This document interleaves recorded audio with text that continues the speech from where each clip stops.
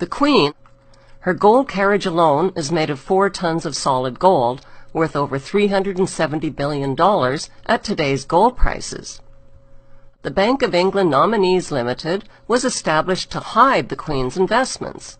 Secrecy about her wealth protects her. Government and banking officials inform the Queen about where to invest her wealth. That's called insider trading, and it's illegal. But the Queen gets away with it scot-free. Why? Because she's the Queen, and she's immune to prosecution.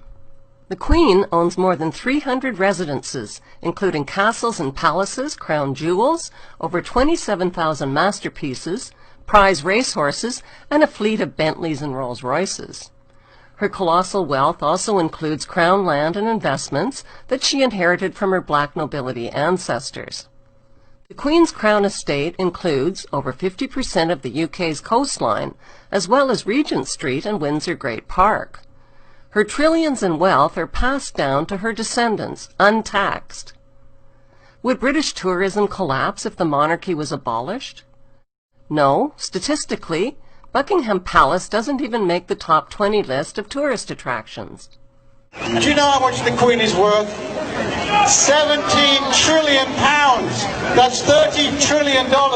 She could end world hunger and poverty tomorrow. Besides insider trading and tax-free income, the slave trade and drug trade. Queen Elizabeth I started the British slave trade in 1564.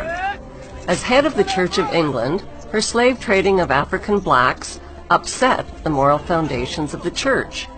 Queen Elizabeth II is now head of the Church of England. 200 years after the slave trade was abolished, the Church was pressured into confessing its horrific crimes and apologizing for profiting from the African slave trade. At first, the Queen and the Church only admitted to owning slaves and plantations, but the public soon discovered that the Church had given their blessing to something far worse. The Church had approved the beating, mutilation, rape, kidnapping, and murder of tens of millions of Africans by declaring that Africans had no soul.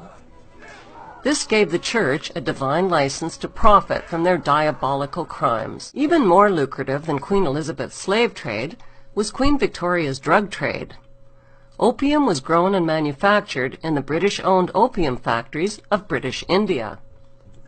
China banned the importation of opium, but once the British monarch secured a drug trade monopoly, over 17,000 illegal chests of opium worth millions were forced onto the Chinese population. The British waged 3 drug wars on China to force them to pay for the illegally imported opium. China's emperor didn't stand a chance against the British East India Company gunboats and Royal Navy. The British destroyed, plundered, looted, and raped their way along the coast of China until there was nothing left to loot or plunder.